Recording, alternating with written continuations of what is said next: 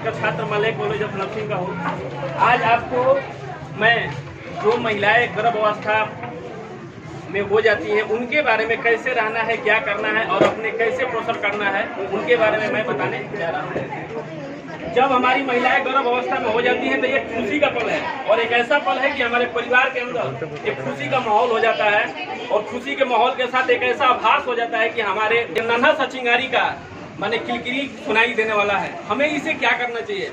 आपको ये जानना चाहिए कि आप जब इस अवस्था में हो जाती हैं, आपके जो आसपास के जो आशा हैं उनसे संपर्क में आकर आप आंगनबाड़ी या अपने नजदीकी चिकित्सा सेंटर स्वास्थ्य केंद्र पर आपको जाना चाहिए। आपका फर्स्ट ये होता है काम, वहां जाकर आप अपने गर्भ अवस्था कार्य को बोलते हैं एनम करती हैं। जो रजिस्ट्रेशन कराते समय गवर्नमेंट जो सरकार है हमारा उसके प्रति जो एमसीपी कार्ड का नाम है वो बनता है, जिसे 1000 रुपये हमारा वहाँ देता है। और उससे हमारे क्या होता है कि जब हम स्वास्थ्य केंद्र में जाते हैं तो हमारे किट से सारी प्रेगनेंसी को जांच किया जाता है और हमें ये भी जांच करके बताया जाता है कि हम एक पोषण बच्चे को जन्म देने में सक्षम है या नहीं है, हमारा होमोग्लोबिन क्या है, हमारा शुगर लेवल क्या है, हमारा शरीर के अंदर ब्लड कितना है, इस चीज को हमें ध्यान देना चाहिए। अब हम बात ये आते हैं कि गर्भ अवस्था के दौरान हमें करना क्या है, क्या क्या चीज हमें खाना है, क्या क्या चीज नहीं खाना है। आप ये बात समझ लीजिए, फाइनली बात ये है कि हमें गर्भ अवस्था के दौरान संतुलित आहार लेना है। संतुलित आहार बोले तो उसमें हमारा प्रोटीन होना चाहिए, मिनरल होना चाहिए, विटामिन होना चाहिए, सब चीज लेना है। अब जब गर्भ अवस्था के पता चल जाता है तो हमें टीटी का वैक्सीन भी लेना है और फिर उसे 1 महीना बाद टीटी का वैक्सीन लेना है। यह इसलिए वैक्सीन लेना है कि हमें ये पता होना चाहिए कि हमारा ही सुरक्षा तो कर ही रहा है, लेकिन हमारा जो गर्भ में हमारा जो बच्चा पल रहा है उसको भी वो संक्रमण से बचा रहा है। इस चीज को हमेशा हमें ध्यान देना चाहिए। बहुत सारी महिलाएं हैं जो किसी के बहकावे में आ जाती हैं कि हमें तो घर में ही बच्चा नॉर्मल हो जाएगा, ऐसा कुछ नहीं है, ऐसा नहीं होना चाहिए। क्योंकि प्रसव का जो समय होता है बहुत जटिल समस्या होता है और इस समस्या के अंदर ऐसा होता है कि जान जाने का भी महिलाओं का भी आ जाता है। इसमें आपको ये ध्यान देना है कि हमें अपना स्वास्थ्य केंद्र पर आएँ, हम अच्छे डॉक्टर से मिलें, हम अपनी सारी परेशानी को बताएं, क्योंकि वहाँ पर सारे समस्या के हल किया जाता है। जब आप प्रसव करती हैं एक बच्चा को,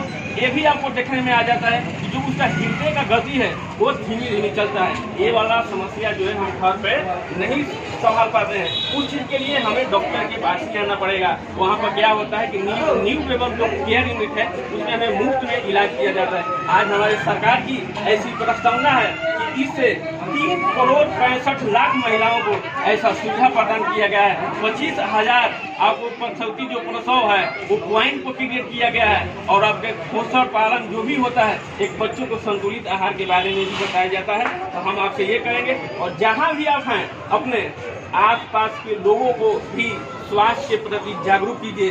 प्रथम बार महिला को भी ऐसा भी देखने आता है कि जब वो गर्भ धारण करती है तो घबरा जाती है, कह रहे हम कैसे करना है। ऐसे लोगों को आप सांत्वना कराइए, इसमें घबराने की कोई जरूरत नहीं है। और ये देखना भी है, ये नहीं पता है कि हमको डॉक्टर के पास चाहे स्वास्थ्य केंद्र के पास कितने बार जाना, से लेकर 14 बार तक तो जाना ही है।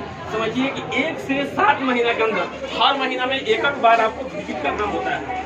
अगर 1 से 7 महीना के अंदर आप विजिट करते हैं तो 7 बार कर ली 1 से 7 महीना में। जब 8 महीना स्टार्ट होता है तो 15 दिन पर 1 बार विजिट करना होता है। इसके मतलब 8 महीना में 2 बार। जब 9th मंथ स्टार्ट होता है 9वां महीना, उसमें हमारा 4 बार विजिट होता है। जब वीकली हो जाता है सप्ताह में 1 बार हमको डॉक्टर के पास आना पड़ता है। इस चीज को सारी समस्या को समझाइए। यदि आपका पति अगर समझदार नहीं है इसको समझाइए अपने भाषा में कि सुनिए, जब हम आपकी पत्नी हैं, जब आप पत्नी से करते हो प्यार तो प्रसव सुरक्षा से क्यों कहे इनका।